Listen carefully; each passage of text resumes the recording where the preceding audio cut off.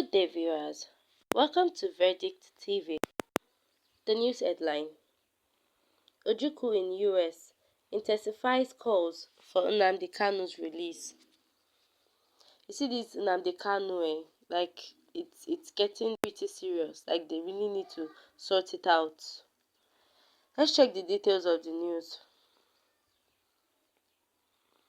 The widow of the late Igbo leader, Dim Chukwuemeka Odumegwu Ojukwu, Ambassador Bianca, has intensified calls for the release of the leader of the indigenous people of Biafra, IPOB, Nnamdi Kanu, having been declared free by a competent Nigerian court.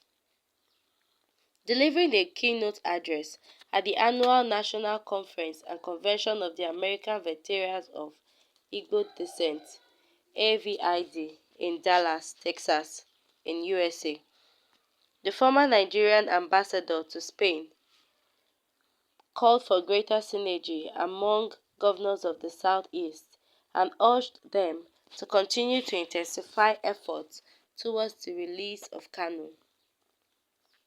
AVID is a congregation of American citizens, both men and women of Igbo extraction, who are serving military officers and veterans who have served honorably in various branches of the United States military at different times, different conflicts and different theaters of war. Ojukwu, who was special guest, noted that the initial nonchalant attitude of Igbo leaders towards Kanu's illegal rendition and continued unlawful incarceration contributed greatly towards inflaming the tensions within the Southeast region today. This nonchalant attitude also brought about the unforeseen consequence of opportunistic criminal elements not even remotely connected with the indigenous people of Biafra, IPOB, coming into the picture. Today, the opportunistic criminal elements are masquerading as freedom fighters to perpetrate the most heinous crimes in southeastern Nigeria. It is only when the leaders in Igbo land rise up, jettison their perceived conspiracy of silence and confront the truth, will there be the slightest possibility of healing and recovery from the unfortunate condition which Igbo land currently finds itself in. The onerous task of confronting the Leviathan can only start when they come to terms with the fact that it is the neglect of the leadership in Igbo land to effectively highlight and address the blatant marginalization of Ndigbo through the years that created the vacuum which led to the emergence of Nnamdi Kanu, and then proceed to make the necessary amends. In his presentation at the event, Haiti's former ambassador to the United Kingdom, Jean Pilaud, went down memory lane, recalled with emotions the sojourn of the Igbo through the transatlantic slave trade to Haiti. Pilaud noted that in the midst of Haiti's darkest times, the Igbo contributed their strength and courage to the struggle for freedom against an adversary, none other than Napoleon Bonaparte. Napoleon Bonaparte, who had defeated so many armies in Europe, but the Igbo in Haiti got united to impose an amazing defeat on Napoleon and the mighty French army. Avid President Dr. Sylvester Onya, a US veteran, in his address restated the resolve and commitment of the organization towards a safe, prosperous and peaceful Ala Igbo land, their homeland of origin. He disclosed that the continued detention of Kanu, in spite of his ordered release by the court, was of grave concern to the organization, just as the fact that Ndigbo are currently anxious about the inability of the federal government to secure their lives, properties and investment in their state of residence and business in other parts of the country. Also of concern to the organization, according to Onya, is the current hardships being experienced by Nigerians as a whole, and the marginalization and insecurity in Igbo land that had been exacerbated by anti-people policies. These have caused nothing but suffering and a heightened sense of hopelessness among the people.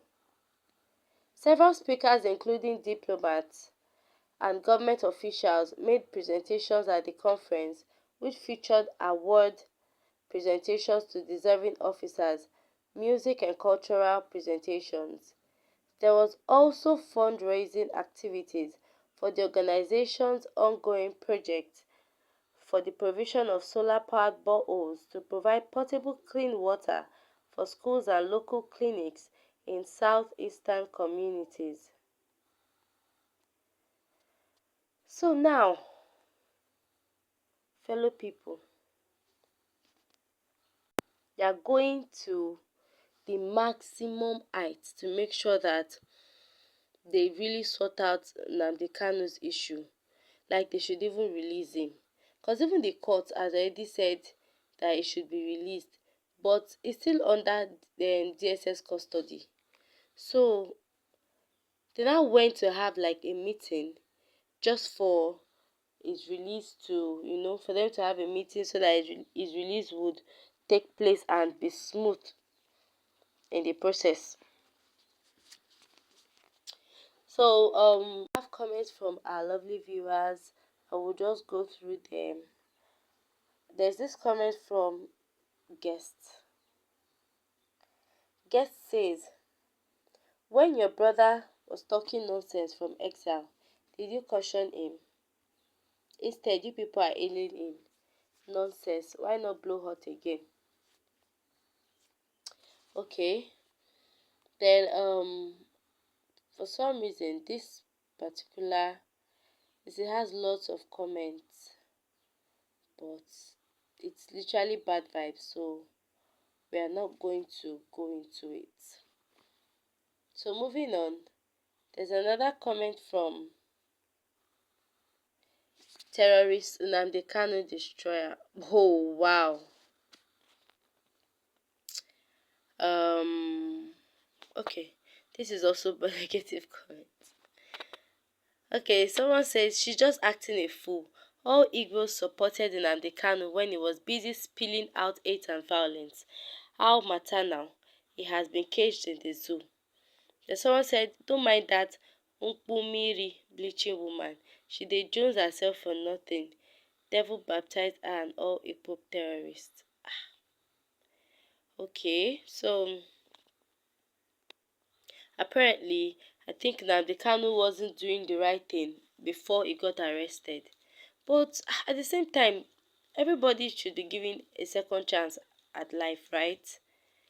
So that person said, "Na US go release am."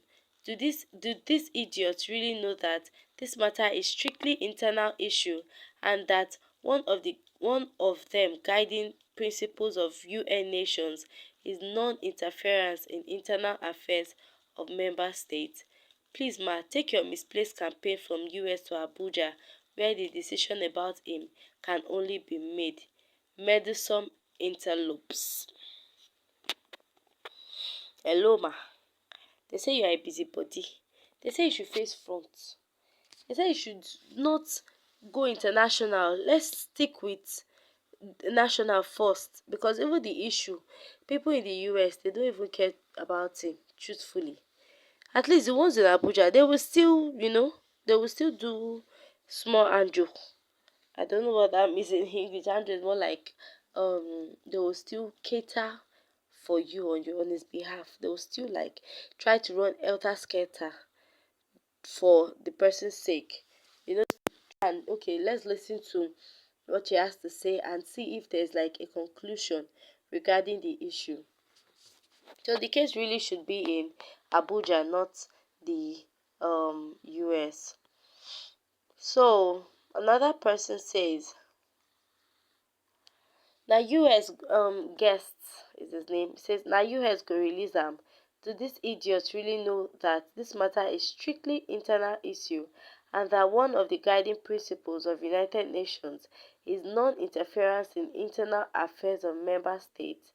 Please ma, take your misplaced campaign from US to Abuja, where the decision about him can only be made.